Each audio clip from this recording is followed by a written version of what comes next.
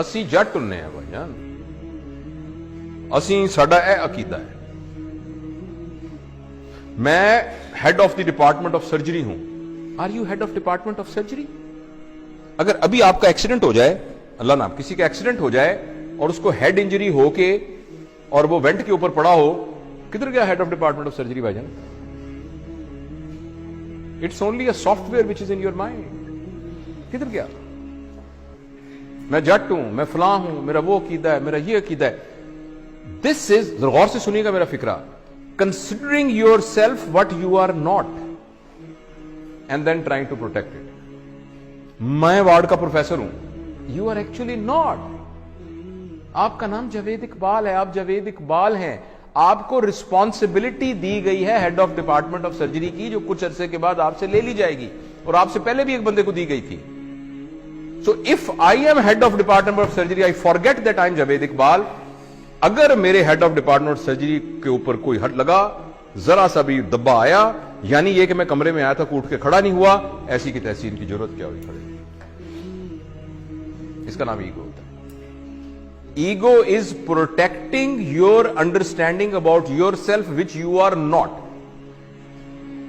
इसका नाम बेइज्जती होता है। थोड़ी देर के लिए आपको पता लग जाए कि मैं हूं क्या, थोड़ी देर के लिए आपको पता लग जाए कि मैं हूं क्या, आपकी सारी ईगो खत्म हो जाए। और सच भी ये कि हम कुछ भी नहीं है।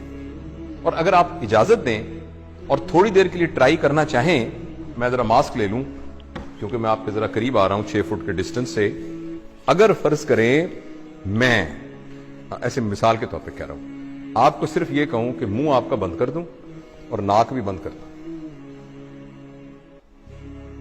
सिर्फ आपको पता है हवा के अंदर ये जो मॉलिक्यूल फिर रहा है ऑक्सीजन का, जो कि हवा से निकल के आपके नाक के थ्रू आपके लंग्स में गया, और लंग्स से फिर आपकी मेम्ब्रेन से क्रॉस होता हुआ ब्लड में गया, और ब्लड से आपके ब्रेन में गया, और आप अलर्ट हुए।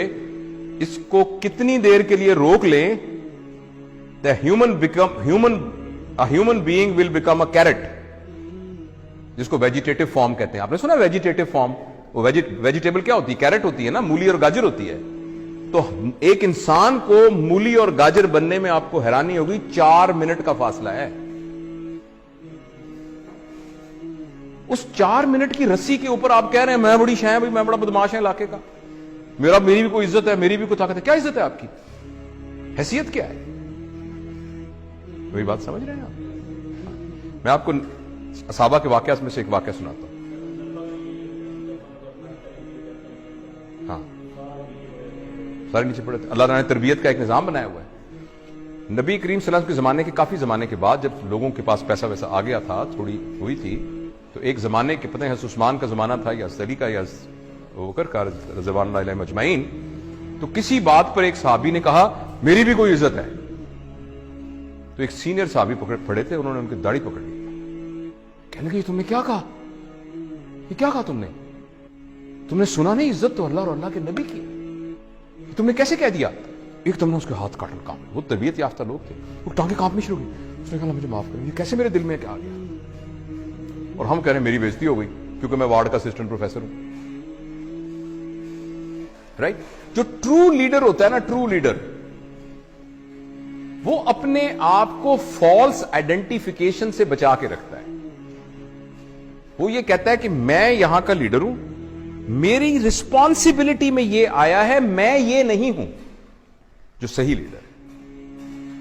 तो उसके अंदर ईगो नहीं होती। जब ईगो नहीं होती तो बेइज्जती नहीं होती।